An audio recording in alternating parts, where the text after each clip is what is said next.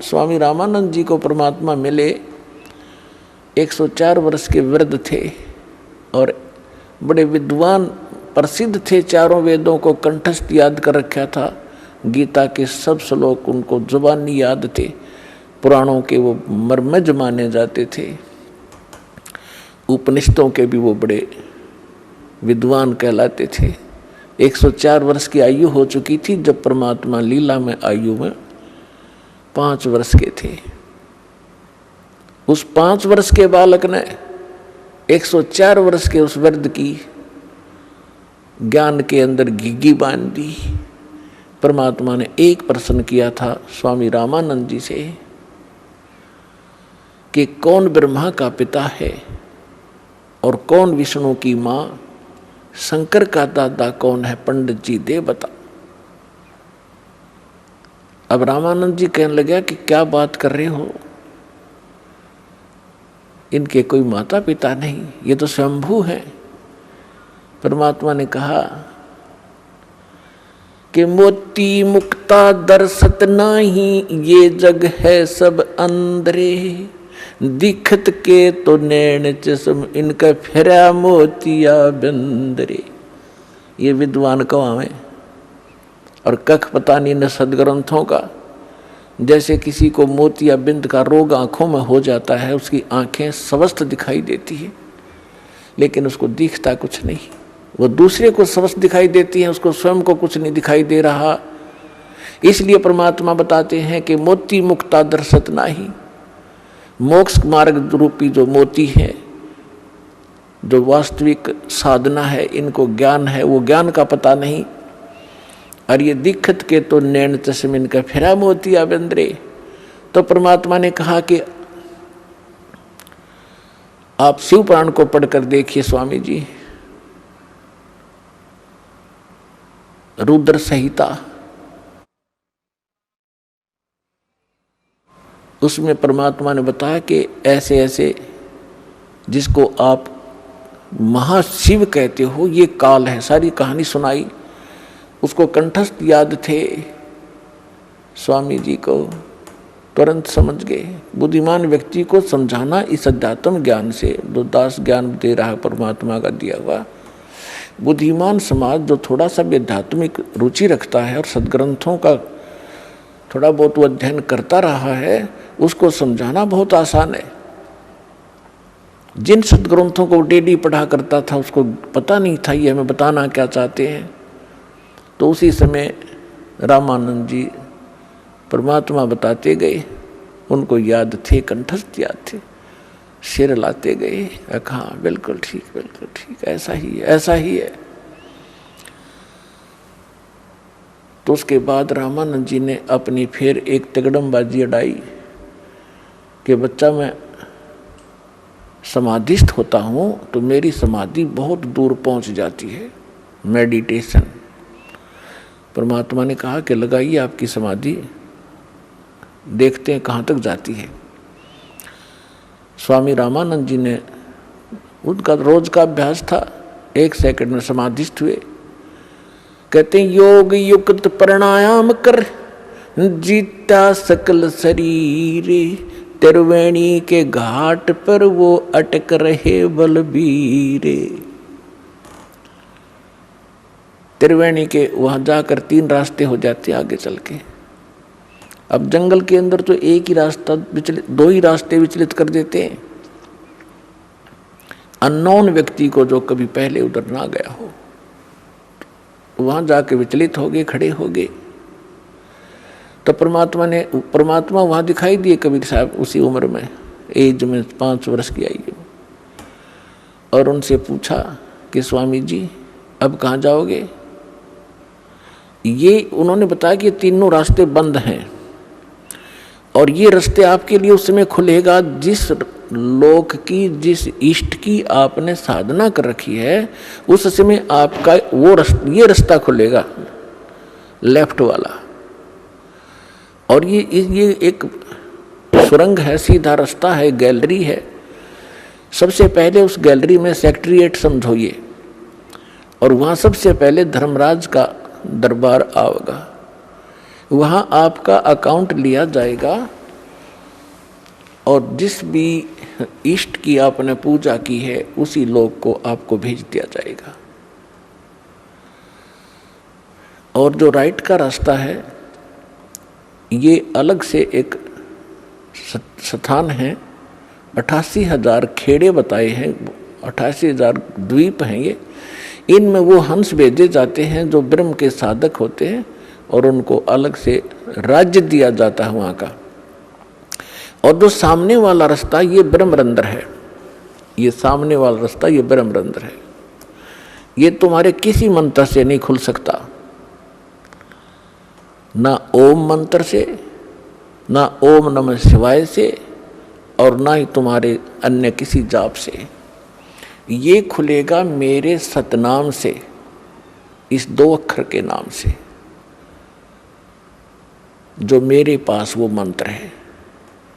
रामानंद जी से कहा परमात्मा ने कि आप कोशिश करो अपने सब मंत्र जंतर जो आपने आज तक साधना की है। आपने तो 16 वर्ष की आयु में भक्ति स्टार्ट की थी, 104 वर्ष के हो गए, जो करना था कर लिया। अब प्रयोग करके देख लो आपकी वो साधना कितनी सफल है, सक्षम है। अब रामानंद जी ने सारे जंतर मंत्र कर लिया, वो गेट ना खुला। तो परमात्मा ने कहा मैं खोलूं। श्वास सिमरण किया मालिक ने।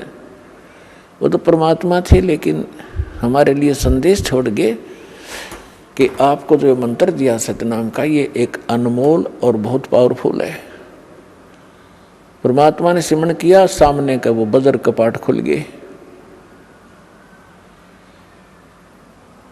तब रामानंद जी को परमात्मा उसके अंदर से आगे लेकर गए।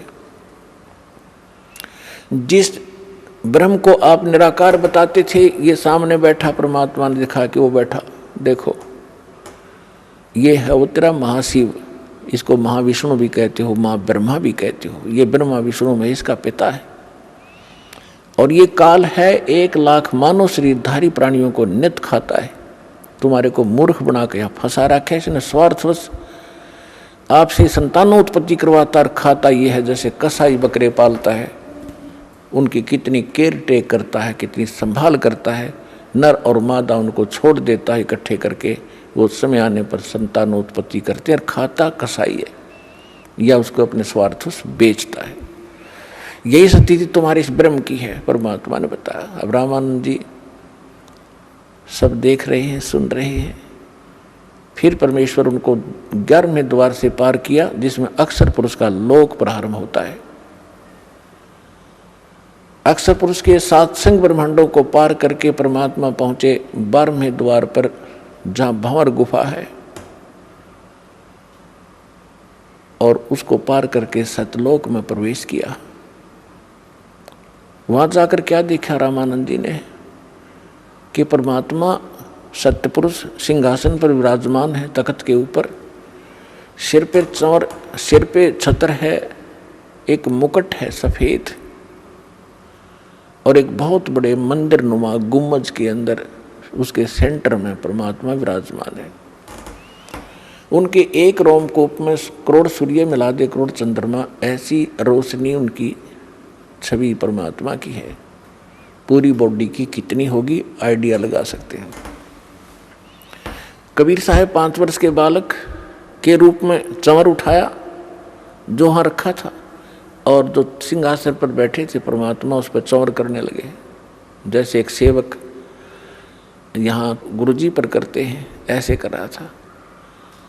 अब रामानंद जी सोचने लगे कि कबीर तो यहाँ का कोई गण है, देव है, और सचमुच ये अमर पुरुष तो ये बैठे हैं तख्त पर, सिंहासन पर। इतने में क्या हुआ, अमर पुरुष दिखाई दे रहे थे, वो खड़े हुए और 5 वर्ष के बालक को करबद्ध होकर संकेत किया कि बैठो भगवान, ग्रहण करो अपना सिंहासन। जब कबीर साहब उस सिंहासन के ऊपर उछल कर बैठे और चंवर वो परमात्मा करने लगे, उस बालक जो अनंत कोट ब्रह्मांड के सिंहासन पर बच्चे रूप में परमात्मा विराजमान हुए, कबीर जी। अब वो वयोवृद्ध स्वामी रामानंद जी कंफ्यूज हो गया कि भगवान कौन सा फिर इनमें। इतने मोते जो मैं शरीर जो परमात्मा मान रहे थे रामानंद जी, वो 5 वर्ष के बालक में समा गए। अकेले कबीर परमात्मा 5 वर्ष के बालक अनंत कोट ब्रह्मांड के कंट्रोलर के सिंहासन पर विराजमान थे।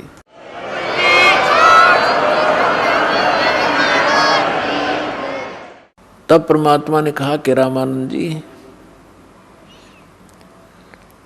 हम ही अलख अला हैं, कुतुब गोस और पीरे, गरीबदास खालक धनी, हमरा नाम कबीरे। ए स्वामी सृष्टा में सृष्टि हमारे तीरे, दास गरीब अधर बसू हूँ अवगत सत कबीर।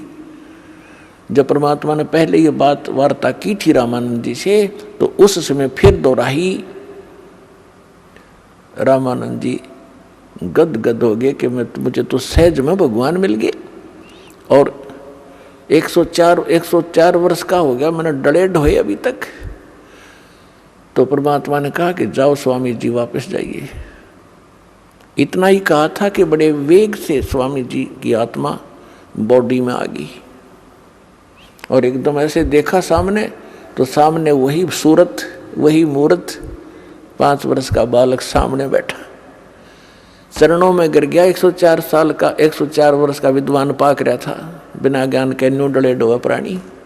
और दुनिया में महिमा थी, 1400 ऋषि शेष बना रखे थे जो उसके ज्ञान का प्रचार किया करते थे। अपन आत्मा ब्राह्मण वही होता है, कहते ब्राह्मण सोए जो ब्रह्म पछाणे। और परमात्मा के चाहने वाली आत्माएं समाज नहीं देखा करती। जो समाज की तरफ देख कर चलेगा वो भक्ति नहीं कर सकता और न उपलब्धि हो सकती। एक तरफ तो पूरी प्रभुता, स्वामी पना उसका, 1400 ऋषि उसके चरणों में दंडोत प्रणाम करें और जनता उनका ज्ञान सुने, और एक तरफ भगवान खड़े। भगवान किस रूप में? जुलाही रूप में, धानक शूद्र रूप में, और वो उस समय की स्वर्ण जाति ब्राह्मण वर्ण में। और ब्राह्मण लोग तो कपड़ा भी नहीं लगने देते थे शूद्रों का। तो इसको विद्वान कहते हैं। कहते हैं वक्त पड़े सौदा करे और कोठे डारे ज्ञान, भाड़ में जाए से नकली ज्ञान ने। और ऐसी महिमा को भगवान जिसके लिए भटक रहे हैं वो सामने खड़ा, तो ना उसने समाज देखा, ना अपनी महिमा देखी, और चरणों में गिर गए 104 वर्ष के बालक। और फिर क्या कहा?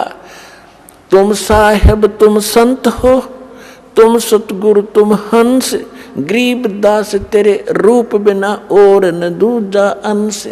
दोहू ठोड़ है एक तू, भया एक से दो, गरीबदास हम कारणे तुम आए हो मगजो। बोलत रामानंद जी सुनो कबीर करतार, गरीबदास सब रूप के तुम ही सृजनहार। अब गरीबदास जी का नाम इसमें इस प्रकार आता है जैसे तुलसीदास जी ने रामायण दोबारा लिखी यथार्थ, तो तुलसीदास जी का ऐसे नाम आता है। ऐसे गरीबदास महाराज ने परमात्मा से परिचित होने के बाद सचखंड सतलोक को आंखों से देखने के उपरांत परमेश्वर की वो महिमा पूरब की और वर्तमान की वो सभी बोली लिखवाई, इसलिए उनका नाम इसके साथ चलता है। तो दास ये कहना चाह रहा था कि परमात्मा एक अच्छे, रामानंद जी कहते तुम साहेब तुम संत हो, तुम सतगुरु तुम हंस। तुम साहेब परमात्मा तो आप हो ही हो, अब तो स्पष्ट हो गया।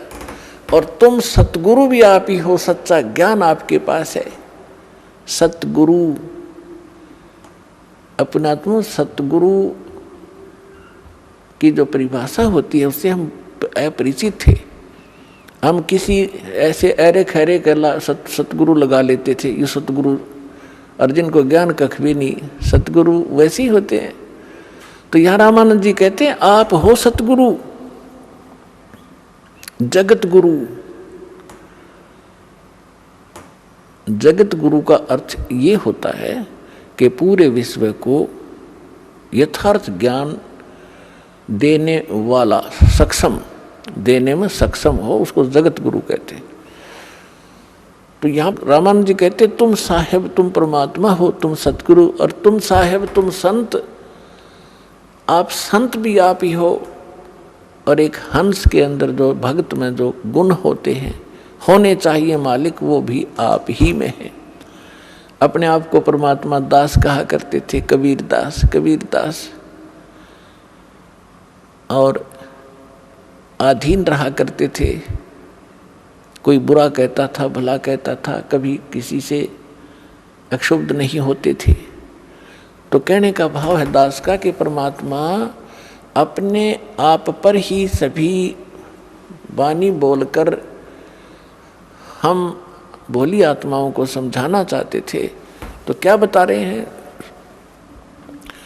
सतगुरु के उपदेश का लाया एक विचार, जय सतगुरु मिलते नहीं तो जाते नरक द्वार। ओए होए, अपने आत्माओं भविष्य के दुखों का हमें ज्ञान नहीं, क्योंकि हम अध्यात्म ज्ञानहीन हो गए। और जिन वो को हम सतगुरु गुरु मानकर जिनका शरण लिए हुए थे उनको आप कुछ पता नहीं, वो अपने जैसे आप जैसे ही बस नॉलेज रखते थे। तो यहाँ क्या बता रहे हैं कि भविष्य में कितने कष्ट होते इस प्राणी पर। 84 लाख योन के प्राणियों के शरीरों में आप झांक कर देखो, एक का शरीर झांक लो किसी कुत्ते गधे सुअर का। आज आप क्या खा पी रहे हो, आप कैसे रह रहे हो, आप कितनी सुविधाएं प्राप्त किए हुए हो। और यदि सत भक्ति नहीं की, सतगुरु मिले नहीं, तो सतगुरु मिले बिना भक्ति नहीं हो सकती। तो फिर आपके ऊपर कितना कहर टूटेगा। आपका जीवन नाश हुआ, आपके पूर्व के पुण्य का नाश हुआ, और आगे आपके साथ के बनेगी। अब परमात्मा ने आके हमें बताया है। अब देखिएगा एक कुत्ता, अब उसकी दिनचर्या देख लो एक दिन की, वही पर्याप्त है। सारी रात गली में बैठा रहता है, सर्दी होती है, वर्षा होती है, ओले गिरते हैं, शीत लहर चल रही होती है, गर्मी चल आती है, और फिर सुबह सारी रात भौंकता है कि उसमें गुण ऐसा है, बेमतलब बकवादकरण की आदत है, हमारी अब भी है। तो मरने के बाद कोई किसी योनि में जाएंगे, वहां भी यही स्वभाव रहेगा। सारी रात भौंकेगा, भूख लगती है, सुबह उठते ही कहाँ चलेगा? किसी का दरवाजा खुला और दाव लगा के सीधा कहाँ पहुंचेगा? रसोई की तरफ भागेगा जहां उसको महक आ रही होगी। अब उसको रसोई में कौन घुसने देगा? अफलातून को। जब तो भगत मनुष्य जीवन खो दिया बकवाद करके, घुटी सूटी ला के, सुनी नहीं किसी संत भगत की, तो फिर वहां से उसको भगाया जाता है। नहीं भागता तो उसका लठ मारेंगे। अब लठ लगते ही वो फिर काफी देर तो चिल्लाएगा गली में खड़ा होके, फिर दूसरे दरवाजे की तरफ चलेगा, शायद यहाँ कुछ बात बन जाए। वहाँ उसकी किस्मत है, उसका लठ मिले, कोई टोक मिले। यदि वहाँ भी डंडा लग गया तो सीधा बाहर भागेगा जंगल की ओर, और वहाँ क्या खाएगा? टट्टी खाएगा जाकर वो। पुणात्मा परमात्मा हमें याद दिलाना चाहते हैं, कबीर ये माया अटपटी, सब गट आन अड़ी, किस किस ने समझाऊं या कुएं भांग पड़ी। इस काल ने मनुष्य जीवन में इस जीव का इतनी भांग प्यादी, मान बढ़ाई की, समय पर टूक मिल गए, कोई ठीक बंगला कार होगी, कोई पोस्ट होगी, अफलातून पाक गया। बिना ज्ञान के बकवाद है सारी। और जिस दिन इस तत्व ज्ञान की रोशनी से वो देखेगा अपने भविष्य के इतिहास को, कलेजा हिल जाएगा मानस जीव का। तो ये ज्ञान सतगुरु बिना नहीं बताया जा सकता। और सतगुरु या तो स्वयं परमात्मा ही होते हैं कबीर साहब, या उनका कृपा पात्र, उनका दास विशेष ही होता है।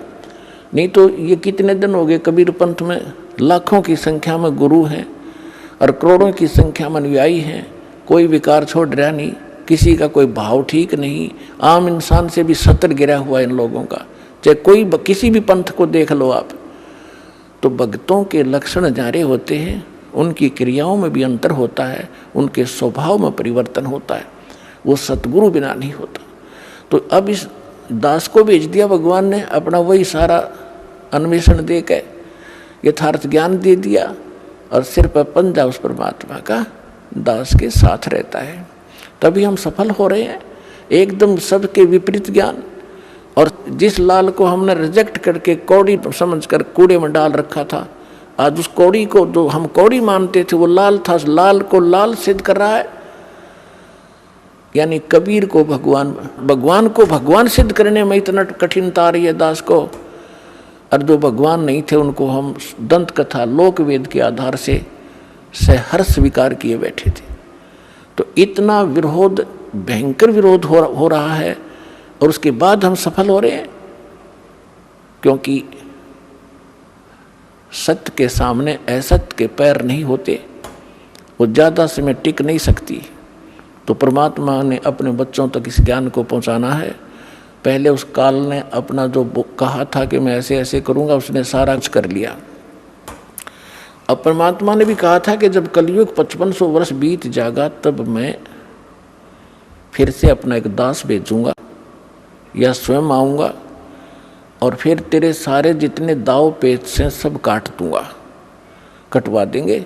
जैसे काल ने दाव लगाया था कि पहले मेरे दूत जाएंगे और सबको मिसगाइड कर दूंगा, करवा दूंगा, उल्टे ज्ञान पर आधारित करवा दूंगा।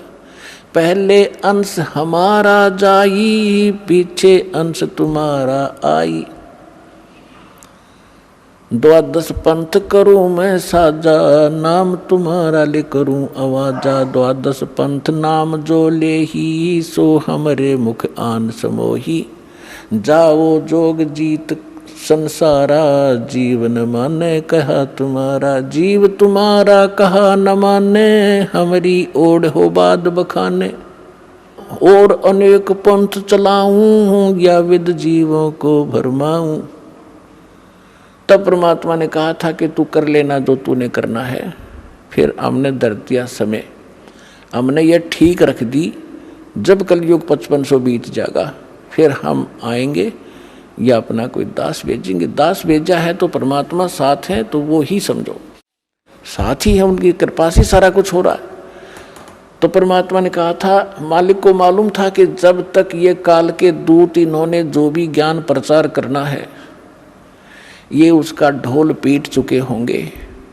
इनके अनुभव के इनके शिष्य भी अच्छी तरह उनके ज्ञान को ग्रहण कर चुके होंगे, और 100 वर्ष इनको बीत चुके होंगे उस अज्ञान प्रचार करते हुए उन संतों ने, और उनकी पुस्तकें बन चुकी होंगी। तब मेरा दास जाएगा और उनको सदग्रंथों से मिला के दिखावेगा। तो परमात्मा के बच्चे उन दोनों की तुलना को देखकर तुरंत उस नकली को रिजेक्ट करके हमारे पास आ जाएंगे। परमात्मा ने ये दाव पेच रखा था। इसलिए धर्मदास जी से कहा था, धर्मदास मेरी लाख दुहाई, ये मूल ज्ञान अभी कहीं बाहर ना जाए। जो मूल ज्ञान है ये दास बता रहा है। इस दास के अतिरिक्त या उन महापुरुषों को जिनको परमात्मा मिले, ये मूल ज्ञान नहीं दिया, ना ही ये मूल मंत्र दिए। नहीं तो इन नकली पंथों के हाथ ये मूल ज्ञान और ये मूल मंत्र होते लग जाते, तो ये भी यही ज्ञान और यही मंत्र देते रहते, और वो अधिकारी थे नहीं, उससे लाभ होना ही नहीं था। जिस कारण से इस मानव का बहुत विनाश हो जाता। और परमात्मा ने सबसे प्रतिज्ञा करा ली थी, जिसको भी ये मंत्र दिए थे, जैसे आदरणीय धर्मदास साहिब जी को, आदरणीय मुल्कदास साहिब जी को, आदरणीय दादू साहिब जी को, आदरणीय नानक साहिब जी को, आदरणीय गरीबदास साहिब गांव छुड़ानी जिला जज्जर वाले को, आदरणीय गीसा दास साहिब जी गांव खेखड़ा, अब जिला बागपुर हो गया, बताओ बागपुर। इन सबको ये मंत्र भी दिए थे, ज्ञान भी दिया था, लेकिन इनको प्रतिज्ञा करा दी थी कि कहीं नहीं जाए, या भी ज्ञान किसी को नहीं बताना, और ये सतनाम और सारनाम के तो छींट भी नहीं लगने देना तुमने किसी का। तो यही कारण था कि इन महापुरुषों ने इसको बहुत छुपा के रखा। अब दास, इस दास को दिया है भगवान ने। तो ये थी, बीच में परमात्मा को मालूम था कि इन्होंने जो कुछ कहना सुनना ये कह चुके होंगे, और जब मेरा दास जाएगा, और ये टेक्निक आप देख रहे हो, टीवी और ये इंटरनेट अभी 10-12 वर्ष से ही ये पनपे हैं, इससे पहले नहीं थे। क्योंकि ये प्रोजेक्टर वगैरह बनवा के परमात्मा ने अपना ज्ञान अपने बच्चों को देना था, उससे पहले आपको शिक्षित किया। आज हम सफल हुए हैं इस शिक्षा के कारण, और हमारी गिरावट आई है नैतिकता में तो भी शिक्षा के कारण। आप देखो, हम क्योंकि दास ने दोनों जमाने देखे हैं, वो जमाना भी देखा है कि आपस में कितना प्यार होता था। हमारे चाचे ताऊ दूर दूर के रिश्तेदारों का गांव में एक दूसरे का सहयोग करते थे। किसी पर आपत्ति आ जाती थी, सब सारा का सारा गांव इकट्ठा हो जाता था, सब उसको हमदर्दी देते थे, हम तेरे साथ हैं, घबराइए मत, कोई बात नहीं, और इतनी मदद करते थे, वह आपत्ति एकदम भूल जाता था इंसान। और आज सोचा यूँ मर जाता बढ़िया जल्दी पड़ोसी, और अपने आप को पता नहीं क्या बना लिया, 2 अक्षर सीख लिए, कोई अफसर लग गया और कल मृत्यु हो जाएगी, गधा बनेगा। वो दुख नहीं दिखता इस अध्यात्म ज्ञान के अभाव से। तो इस अध्यात्म ज्ञान से हमारी वो मोतिया बिंद समाप्त होगा, जिसके कारण हम बकवाद कर रहे हैं, और एक जीव अपने आप को यहाँ पता नहीं क्या मान बैठा है। तो जीव को अपनी औकात का पता लगे, फिर किसी भी पोस्ट पर रहे वो दास बनकर रहेगा, और जिस कारण से उसके कर्म नहीं बिगड़ेंगे। आज आप देख रहे हो, किसी ऑफिस में जाइए, किसी भी ऑफिस में जाइए, कोई ABC कोई कमी नहीं रही किसी की भी। और हमने दास ने उसको भी देखा है, नौकरी करके भी देखा है, वहाँ के लोगों का व्यवहार विचार भी देखा है। तो वहाँ की उसको देखकर हम गांव के व्यवहार से तुलना करता था दास उस समय भी, कि देखो यहाँ और वहाँ में कितना दिन रात का अंतर है। उन लोगों की कैसी वृत्ति है, कैसा व्यवहार है, एक पैसा कमाना एम है, ना इज्जत करते हैं किसी बड़े छोटे की, बस वो ऐसी बिजली गिर गई। तो कहने का भाव ये है, पुण्यात्मा, जब ज्ञान होगा और भक्त बनोगे, आत्मा में डर होगा परमात्मा का, और सामने वाला भी परमात्मा का बच्चा है। और जैसे किसी अफसर के बच्चे को एक नौकर गलत बोल सकता है, उसको गलत व्यवहार कर सकता है, उसको जिसने भांग शराब पी रखी हो वो कर सकता है, लेकिन फिर उसको सजा भी भोगनी पड़ेगी। तो इस प्रकार हमने अकाल की भांग पी रखी है, और हम अपने ही भाई अब इस परमात्मा के बच्चों को सताते हैं छोटे बड़े होकर के। तो इससे आपको डर बनेगा, सच्चाई से परिचित होगे, और चींटी से लेकर हाथी तक और रंग से लेकर राजा तक ये जीव हैं सभी, ब्रह्मा विष्णु महेश तक भी जीव हैं। और कुछ पिछले पनों से थोड़ा सा कोई ऊपर उठा हुआ है, तो वो तो ऐसा है जैसे वर्षा के दिनों में चींटियां होती हैं पंखों वाली, और वो पंखों वाली चींटियां उड़ जाती हैं, शेष चींटियां वहीं बैठी होती हैं, वो सोचती हैं तो भगवान बन गई, और पता नहीं कहाँ देवताओं तो मिलकाती होगी। और फिर रात में जब बल्लभ जगते हैं, वो उड़ के जाती है, उस बल्लभ का टक्कर मार मार कर या दीपक के अंदर पड़ कर जल कर मर जाती है, या बचती हैं तो उसकी पाँख कट जाती है, वो कीड़ी की कीड़ी घिसर रही होती है वहाँ पर। तो आज तो ये ब्रह्मा विष्णु महेश और देव और यहाँ पर मंत्री मुख्यमंत्री या अफसर बने हैं, ये उन चींटियाँ जैसे समझो जिनका पाँख उगेगी, और ये पाँख कटेंगी एक दिन।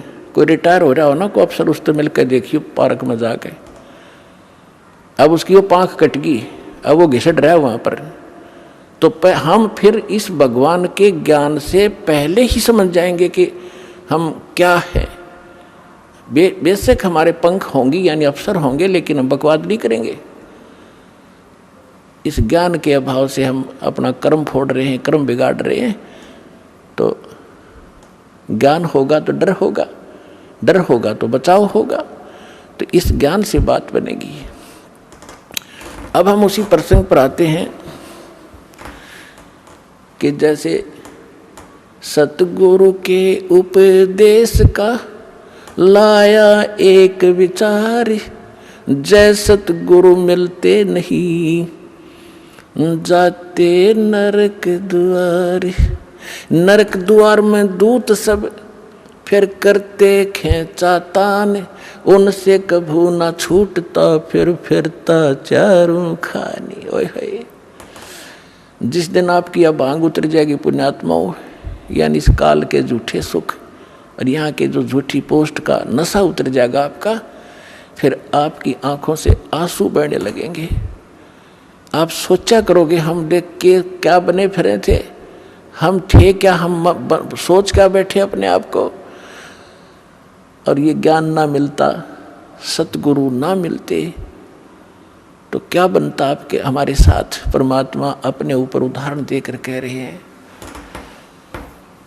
कि जैसे यहाँ से जो मृत्यु हो जाती है, चाहे रंक हो चाहे राजा, सभी मरेंगे और यम के दूत उनको पकड़ कर ले जाएंगे जो सत भक्ति नहीं करते।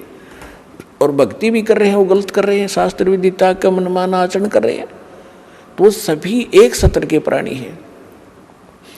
जो ना कर रहे और गलत कर रहे हैं उनको यमदूत पकड़ कर ले जाते हैं। फिर वहाँ धर्मराज के दरबार में आपका अकाउंट करवा के फिर वो उठा कर लठ ऐसे हाँकते हैं लाखों की संख्या में, जैसे डांगर पशुओं का लठ मार मार के और फाटक में रोक्या करें अंदर, और वो वापस भाजे क्योंकि आगे हाहाकार हुआ श्री नरक में।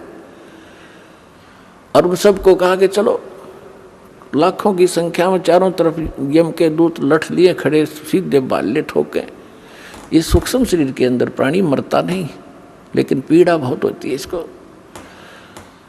तो वहाँ वो यम के दूत लठ मार मार के उनको उस नरक की तरफ, उस गेट में आगे सरकाओ, वो पीछे भागे। कहते वो खेचा ताड़े पाछे तो भाले लाकर फिर जबरदस्ती ठोक दिए जाते हैं नरक में। और उसके बाद फिर नरक भोग कर कहाँ जाते, 84 लाख योनियों के इन जीवों के दुखों को भोगते हम। पुण्यात्मा, आज आपको जरा सा महसूस हो रहा है क्योंकि समय पर टूक मिल रहे हैं। कोठी बंगले बना के आप निश्चिंत हुए बैठे हो। अब इस एंटीबायोटिक, इस ज्ञान से, इन कैप्सूल से आपका नशा उतारा जाएगा। पहले तो जब नशा उतर जाएगा जब तो आप आगे चलोगे, नहीं तो यहीं बैठे बैठे टूल ले जाओगे। तो पहले आपका नशा उतारा जाएगा इस सत्संग के माध्यम से। और सतगुरु बिना सत्संग हो नहीं सकता। चाहे कितनी बात बनाओ, वो साची कह नहीं सकता, उसके पास सच होती नहीं, उसकी बात में दम नहीं होता। वह कहते हुए सोबर सोचता है कहीं तेरी झूठ ना पकड़ी जा। और यह सारे वचन सत्य हैं, सारा ज्ञान सत्य है, सब मंत्र सत्य है, और भगवान हमारा सत्य है, सत साहिब है। तो क्या बताते हैं भगवान के नरक द्वार पे, नरक के गेट पे दूत सब वो करते खेचा ताड़, और उन ते कभू ना छूटता, फिर फिरता चारू खान। चार खानी में भरमता। चार खानी कौन सी है? जैसे कुछ तो अंडे से उत्पन्न होते हैं, कुछ जेर में लिपटे हुए उत्पन्न होते हैं, जो उनको बोलते हैं अंडज, जेरज, श्वेतज और उद्भुत।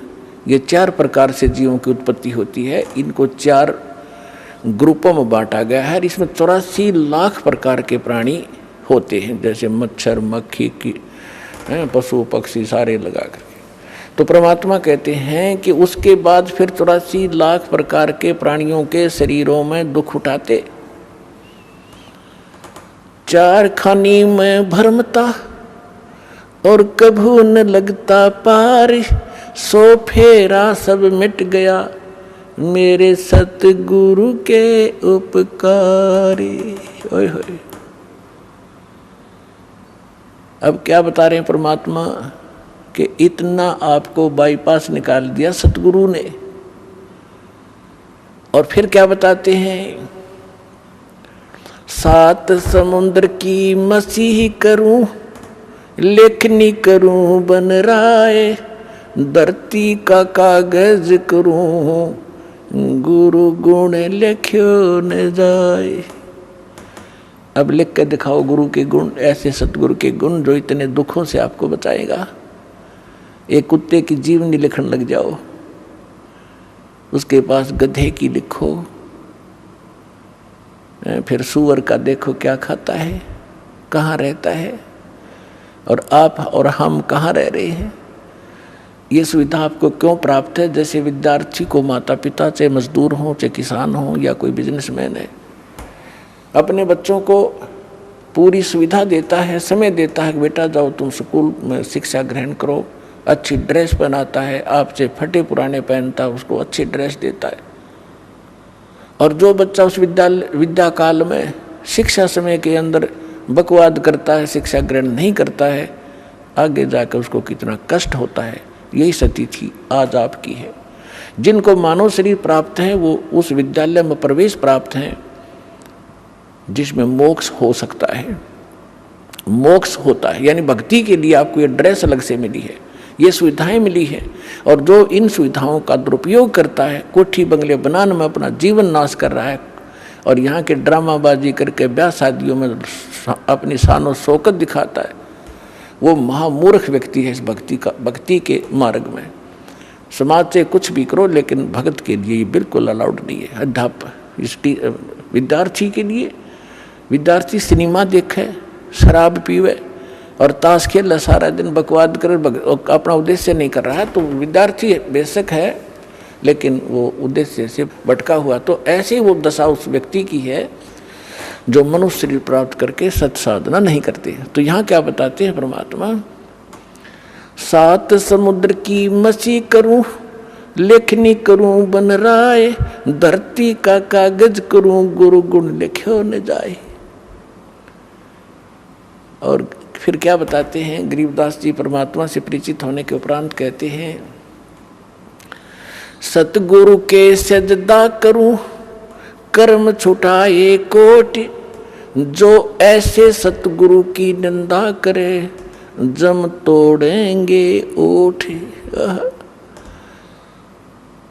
के सतगुरु के सजदा करूं, ये पाप छुटाए कोट, करोड़ों पापों से बचा दिया हमारे को। अब सारा दिन आपका कैसा शेड्यूल बना दिया भगवान ने। पुण्यात्माओं देखो, विद्यार्थी का जो सिलेबस है उसने कंप्लीट करना पड़ेगा, तभी वो सफलता पाएगा। आपको जो सुबह दोपहर शाम की जो नित्य नेम दिए हैं वो करने, फिर मंत्र बताया है, प्रथम मंत्र फिर द्वितीय मंत्र, आपका कितना बिजी शेड्यूल हो गया। और फिर अपना काम भी करो जो निर्वाह के लिए। और पहले हम निर्वाह के काम में सारा ही डिवोट कर रहे थे, सारा जीवन लाए बैठे थे, और फिर भी हानि जो की तू, जो लाभ होना वो हो ही रहा, संस्कार का हानि हुई वो भी होगी। और जब हानि होती थी, सारा दिन धंधा करते करते भी नुकसान हो रहे थे, फिर कहाँ जाते थे कि फलाने के पास चलो जंतर मंतर करवाओ। जब वो जंतर मंतर क्या, भगवान की कोई साधना बताओगा। यानी हम अपने स्तर से सारी क्रिया कर्म करते करते, धंधा करते करते भी फेल हुए थे धंधे और बिजनेस में, और फिर भगवान की तरफ भागती थी। और अब साथ भगवान पहले से आपके साथ हो गया, तो आपके वो संसारी कार्य भी बहुत जल्दी शीघ्र सिद्ध होंगे और आपकी सब सुरक्षा भी होगी इस भक्ति से। तो यहाँ क्या बताते हैं कि सतगुरु के सिजदा करूं, कर्म छुटाए कोट। अब ना जाने समय को आप कहाँ बर्बाद करते, कहाँ ताश खेलते या राजनीति की बतलाते, अटपट करके कोई लेना एक ने देने दो, या किसी की चुगली करते हो, फलाना ऐसा है, दकड़ा ऐसा है, उसने ऐसा कर लिया, फलाना कर लिया। इतना समय नहीं आपके पास। कोई व्यक्ति आपके पास रिलेटिव आता है अनुपदेशी, उपदेशी आओगा तो भगवान की चर्चा चलेगी, 2 मिनट जो कार्य है काम की बात बतला के फिर परमात्मा की चर्चा करोगे। सत्संग में कब गया था, मैं नहीं जान पाया, आपके क्या ज्ञान बताया गुरु जी ने, कुछ मुझे भी बता दो। यानी इस तरह की जिज्ञासा आपके मन में बनी रहेगी, तो वो सारे पाप छूट गए। और फिर हमारे को एक ऐसा सौंप दे दिया, साबुन दे दिया भगवान ने, कि जैसे हम प्रतिदिन कपड़ा पहनते हैं और वो प्रतिदिन पहनने से स्वाभाविक जिस क्षेत्र में हम रह रहे हैं वो मैला भी होता है, तो सुबह उसको धो ले साबुन और जल से तो फिर साफ हो जाता है। तो जानबूझ कर को गारा में घसीट है, वो तो मूर्ख था, पहले हम जानबूझ कर गारा में घसीट रहे थे इसने, तो अब तो हम जानबूझ कर अपने पाप इकट्ठे करा को नहीं। अनजाने में कोई होंगे तो उनके लिए ये हमें मंत्र सारी सिद्ध क्रिया बता दी, ये डेली हमारा अंतःकरण साफ होता रहेगा, हम स्वच्छ बने रहेंगे। तो यहाँ कहते हैं ऐसे सतगुरु की कोई निंदा करे तो गरीबदास जी कहते हैं जम तोड़ेंगे होठ। यानी ऐसा बुरी तरह पीटेंगे चाहे कितना लागो, मुंह पर लागो, सिर में लगो, ऐसे लठ मारेंगे तुम्हारे। ऐसे संत की जो निंदा करते हैं। फिर क्या बताते हैं, सगुरु मानुष कर जानते ते नर कई है अंध, ओहे दुखी संसार में फिर आगे काल के फंदे। अब क्या बताते हैं कि गुरु को यदि आप मनुष्य एज ए मैन ट्रीट करोगे तो अधूरे रह जाओगे। जैसे पुण्यात्माओं, एक गणित के अंदर एक प्रश्न आता है, क्वेश्चन आता है, और जिसमें मूलधन ज्ञात करना होता है, तो ओरिजिनल मूलधन तो अरबों और करोड़ों में होता है। उस अरबों और करोड़ों के मूलधन को प्राप्त करने के लिए सपोज करना पड़ता है कि मान लो मूलधन 100 रुपये। हालांकि वो 100 रुपये मूलधन नहीं होता, लेकिन उसको मानने बिना हम ओरिजिनल मूलधन प्राप्त नहीं कर सकते, अपना प्रश्न हल नहीं हो सकता और हम फेल हो जाएंगे। इसलिए परमात्मा ने बताया है कि मान लो आपके गुरु जी जो हैं ये भगवान है, परमात्मा है। अगर इस दास के स्थान पर परमात्मा आए 600 वर्ष रह कर चले गए, हमने उनको भगवान नहीं माना, सुख भी मिले, दुख भी दूर हुए, ऐसी अनहोनी घटनाएं टली हमारी, सोच भी नहीं सकते थे। आज भी वही कबीर साहब कर रहा है, दास को तो निमत निमत बना रखा है। पुण्यात्माओं ये सत्कर मान लो। कहते करे करावे साइया मन में लहर उठा, दादू से दरजीव के वो आप बगल हो जा। और उस समय तो स्वयं आए हुए थे, इतने सुख दिए और मुर्दे तक जीवित किए, लेकिन इन नकली संतों काल के दूतों ने भगवान को, लाल को कौड़ी बताया, भगवान को भगवान नहीं मानने दिया। तो हमने उनको गुरु नहीं माना, जिस कारण से वो छोड़ गए हमारे को। और लेकिन दयालु हैं, आपको चार्ज करके इतनी आशीर्वाद दे दे के, और आपको प्रथम मंत्र दिया गया था 5 नाम का, जो बीच बीच के आपके नाम हैं। अब जो कंप्लीट कोर्स तो अब देना था ये, तो उससे भी आपको इतना लाभ मिल गया कि कुछ संसारिक धंधे आपके ठीक होते रहे, सुख होते रहे काल के, और फिर मनुष्य जीवन अधिक प्राप्त हो गए, जिस कारण से आज आप मनुष्य जीवन प्राप्त करते हुए आ रहे हो। और आपके अंदर कैसे गुण हैं, एक देवता जैसे। एक ये आश्रम है और इसमें परमात्मा के प्रगट दिवस के ऊपर लगभग 70-80 हजार श्रद्धालु आए थे। अरे ऐसे बैठे थे जैसे ऐसे ढंग से सेट रहे, यहाँ पर कोई किसी प्रकार की कोई असुविधा एक दूसरे को नहीं होने दी। आपके अंदर वो गुण मनुष्य वाले आज तक विद्यमान है, क्योंकि आप पहले से ही मनुष्य जीवन था आपका। और अब भी अगर इस समय पर भी आपको ये सतमार्ग ना मिलता तो आपकी बैटरी अब डिस्चार्ज हो जाती, फाइनल था आपका जीवन, आगे पशु योनि में जाते।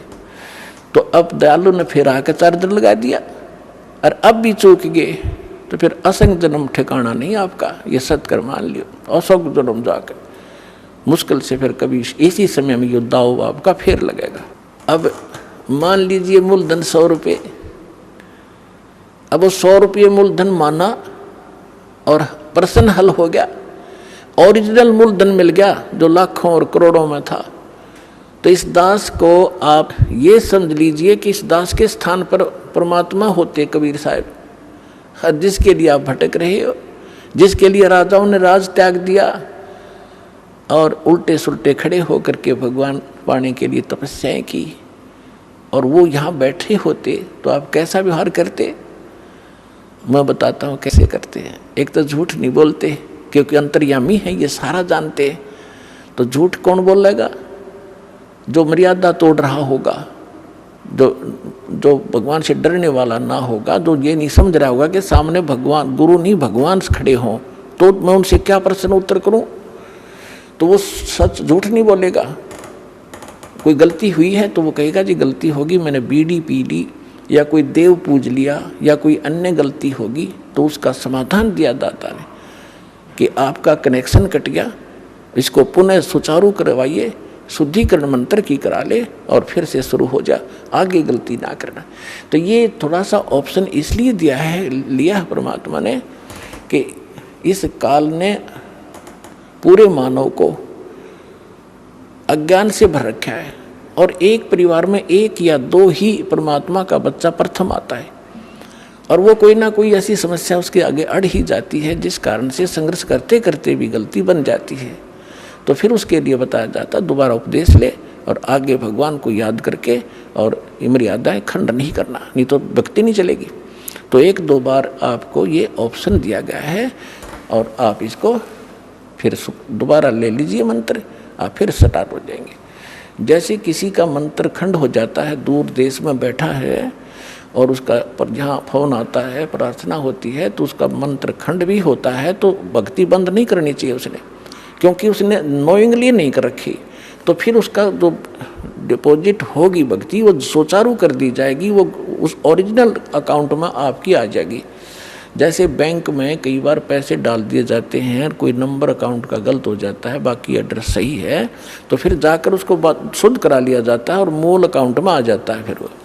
तो ऐसे आप कई एक भगत कह रहा था जी, मेरे को ना किसी ने बारात में गया हुआ था और कैंपा कोला में बियर डाल दी, मेरा नाम खंड हो गया। उसके घर वाले कह रहे थे जो फिर शराब पीने लग गया। फिर वो आया, जब उससे पूछा भाई ऐसी गलती क्यों करी, कहने लगा जी मेरे साथ ऐसे ऐसे धोखा हो गया। फिर मैंने सोचा टूटता गया पीले छक्के कोई बात हुई है मूर्ख आदमी। अब जैसे किसी के पैर पर गलती से कोई पत्थर गिर गया और उंगली का चोट लगेगी तो सारे टांग ने तोड़ ले फिरते, टूटता गई है थोड़ी सी, है बिना अकल की बात तुम्हारी। तो उसको ऐसा नहीं करना चाहिए। वो खंड आपने किया नहीं, किसी कारण से हो गया तो वो खंड भी नहीं होता ऐसे। अगर किसी ने आपके साथ धोखा किया है तो आपका नाम खंडित नहीं हुआ। फिर भी शंका बनी है तो सुचारू करवा लीजिए, वो कोई दिक्कत नहीं। और भक्ति नहीं छोड़नी चाहिए, वो करती रहनी चाहिए। किसी भी कारण से खंडित हो भी गया है, साधना करते रहिए, लेकिन इस उद्देश्य से कि फिर माफ़ी मांगूंगा या घर बैठ कर करते रहे तो बिल्कुल कभी अकाउंट आपका नहीं जुड़ेगा, सदा के लिए खत्म हो जाएगा। इसलिए ऑप्शन दिया गया कि दोबारा आके सुचारू करवा लीजिए और दीक्षा अपनी फिर से चालू कराइए कनेक्शन। तो परमात्मा ने बताया है कि गुरु मानुष कर जानते ते नर कहिए अंध, महादुखी संसार में फिर आ गए यम के फंद। अब गुरु जी के सामने कैसे व्यवहार करें, कोई अभिमान शब्द नहीं मुख से निकले। जिन बातों से गुरु दुख पावे उन बातों को दूर भगावे। जिन बातों गुरु किन बातों से दुख पाओगा, आप कोई गलती कर रहे होगे या कोई मर्यादा भंग करते हो, हमारे अनुकूल नहीं चल रहे हो, तो गुरु जी दुखी होते हैं। इसलिए उन बातों को तुरंत त्याग देना चाहिए जिससे गुरु दुख हो। गुरु दुखी तो भगवान दुखी, और भगवान दुखी होगा तो काहे के भगतम।